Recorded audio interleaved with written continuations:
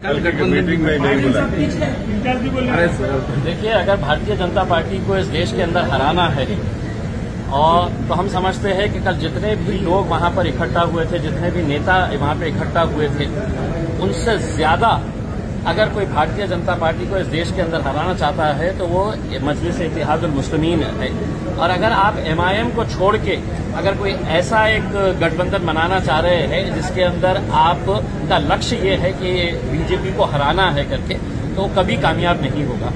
तो हम तो ये चाह रहे हैं कि भारतीय जनता पार्टी को हराने के लिए आप हमें क्यों नजरअंदाज कर रहे हैं। अगर आप ये मानते हैं, आपको मालूम है अच्छी तरीके से, एक बहुत बड़ा तबका जो है वो बैरिस्टर असदुद्दीन अवैसी साहब को मानने वाला है, कई राज्यों के अंदर मानने वाला है, तो आप इन्हें नजरअंदाज करके कहीं न कहीं आप अपने उस मकसद को कमजोर कर रहे हैं। आप बुलाइए हमें, हम आने के लिए तैयार हैं।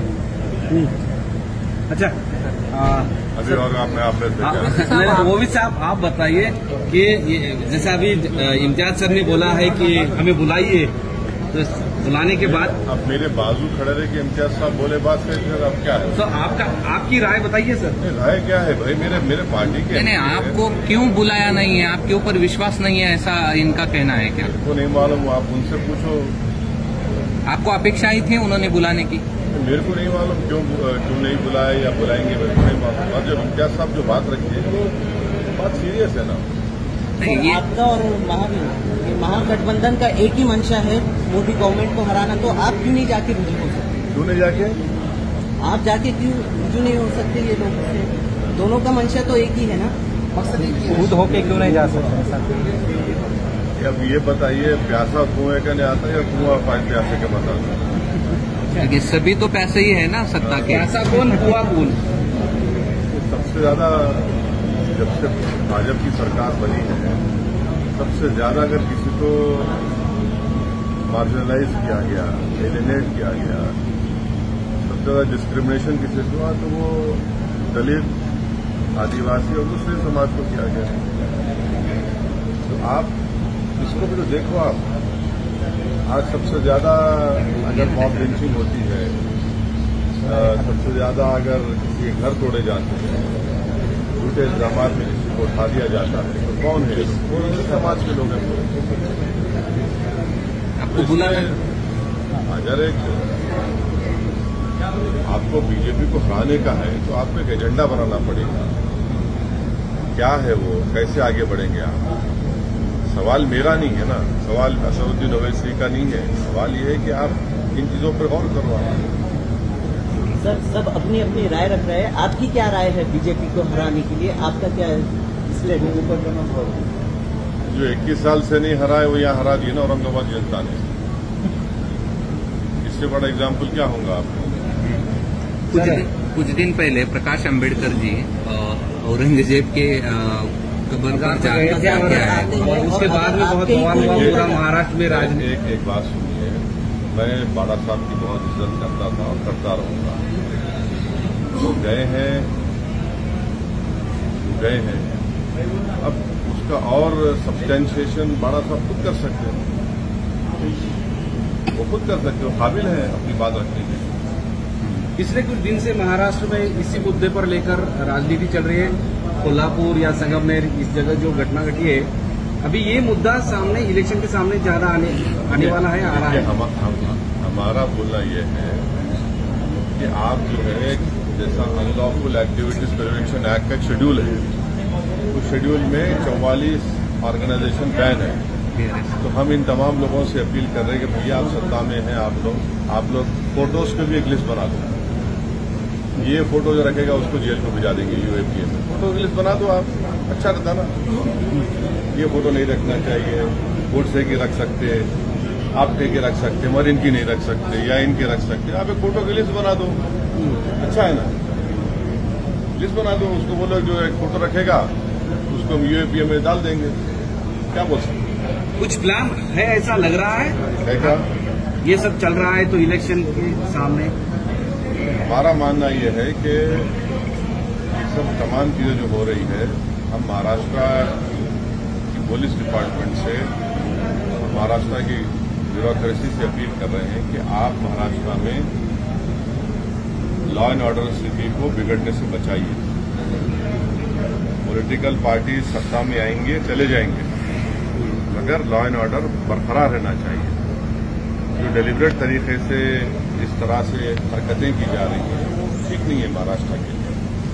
सर, तुम्हारे मित्र केसीआर बीआरएस में आने के लिए महाराष्ट्र में बीजेपी और कुछ बड़े नेताओं को ऑफर कर रहे हैं। अभी नाम आया है कि पंकजा मुंडे जो बीजेपी सीनियर लीडर है, उनको भी आइए, हम आपको मुख्यमंत्री का उम्मीदवार बनाएंगे, ऐसे ही ऑफर है। पंकजा मुंडे को तो 2 साल पहले इम्तियाज साहब बोले थे, 2 साल पहले बोले थे उनको, वो समझ रहे नहीं उन्होंने। 2 साल पहले इम्तियाज साहब जो है, अब बाज लोग जो है हवा को सूंघ के बोलते बारिश हो रही। इम्तियाज साहब पहले ही बोलते देखो ऐसा होने वाला है। 2 साल पहले इम्तियाज साहब बोले थे उनको। आप आपको कैरी कर रहे थे ना उसको, वो उनको सोचना चाहिए। अब कोई भी अपनी पार्टी को आगे बढ़ा सकता है, ये तो उनका डेमोक्रेटिक राइट है। आप भी बुलाएंगे सीएम के उम्मीदवार बोल के उनका नाम? किनको? पंकजा ताई। अरे भाई 2 साल पहले इम्तियाज साहब उनको बोल चुके हैं ना, 2 साल से इम्तियाज साहब उनको बोल रहे हैं कि समझो बात को। मिले भी ना उनसे एक मरतबा, मिलके भी बात की। अच्छा, मिलने के बाद कुछ क्या बोले? वो डिटेल ये बोले। जो हज के लिए गए हैं उन्हें काफी सारी परेशानी हो रही है, लेकिन मरकजी हुकूमत इसे नजरअंदाज कर रही है। बिल्कुल, हज कमेटी के इंतजाम बहुत बदतरीन हुए हैं। हज कमेटी के इंतजाम सबसे खराब हुए हैं, और ऐसा कभी माजी में ऐसा कभी नहीं हुआ है कि हाजी जाकर परेशान है और हाजी की लिफ्ट जिस होटल में या जिस बिल्डिंग में खड़ा गया, लिफ्ट गिर जाती है और दूर दूर खड़ा कर दिया गया। ये बात सबको मालूम कि जितने हाजी भारत से जाते हैं उससे ज्यादा ज़ईफ बुजुर्ग लोग होते हैं, उनको अब दूर दूर खड़ा कर दिए। और ये जो अगर कोई औरंगाबाद से जाएगा या कोई दूसरे शहर से जाएगा तो उससे आप 70,000 80,000 बढ़ के ले रहे। किस बात के ले रहे हैं आप? क्यों ले रहे हैं आप तो बड़ा बात करें कि वो हम पैसे कम, कहाँ पैसे कम कर दिए आप? तो ये तो पैसे इजाफा कर दिए उसमें। और जो प्राइवेट हज ऑपरेटर्स हैं उनको कोर्ट को जाना पड़ा, कोर्ट को जाकर जा रहे हैं वो लोग।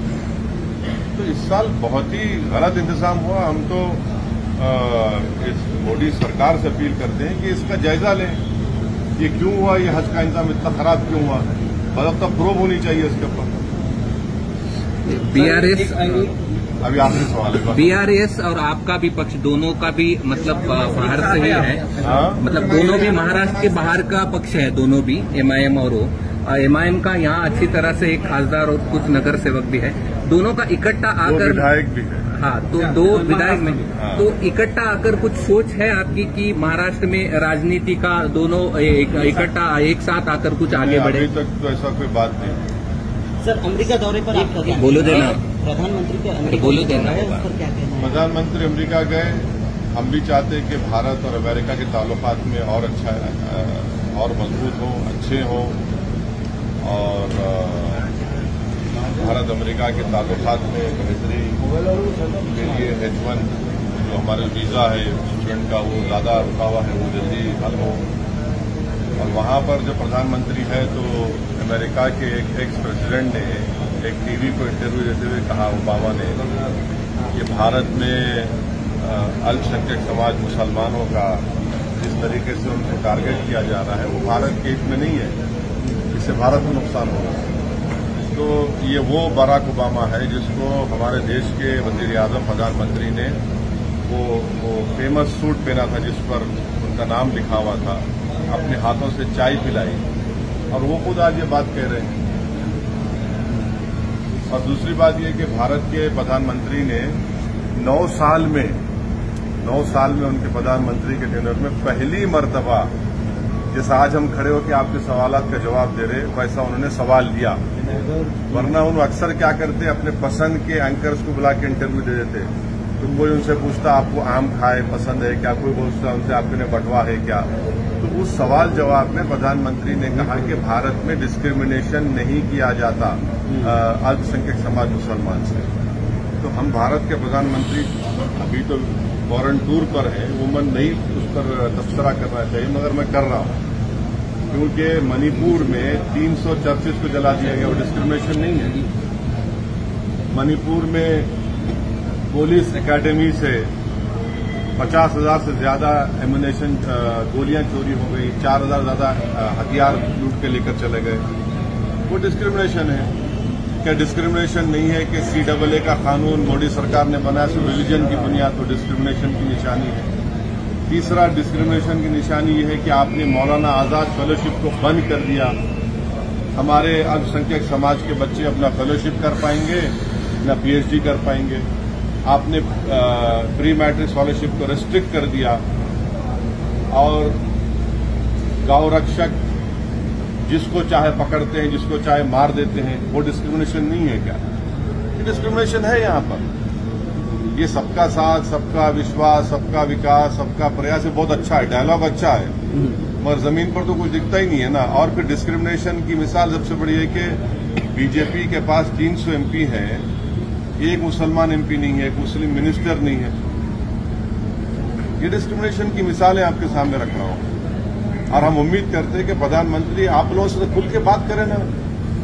ऐसा एक ओपन प्रेस कॉन्फ्रेंस प्रधानमंत्री कर लें दिल्ली में, एक 50-60 जर्नलिस्ट को बुलाकर तुमको जो पूछना है पूछो प्यारे, दिल खोल के पूछो, मैं आज जवाब दूंगा। विदेश में जाकर देते, यहाँ देने, भारत में देने से उनको इतना क्यों पिछड़ जाते हैं? जिस तरह सेंट्रल जांच एजेंसियों की कार्रवाई हो रही है उस पर क्या कहना है सर? हो रही है जांच, क्या बोल सकते हैं, सब देख रहे हैं। सर मालेगांव मुस्तफा भंगार बाजार डायमंड कारपेट होलसेल रेट में कारपेट दिया जाता है। हर किस्म का यहाँ पर कारपेट दिया जाता है। हमारा पता याद रखें, मालेगांव मुस्तफा भंगार बाजार डायमंड कारपेट होलसेल रेट में दिया जाता है।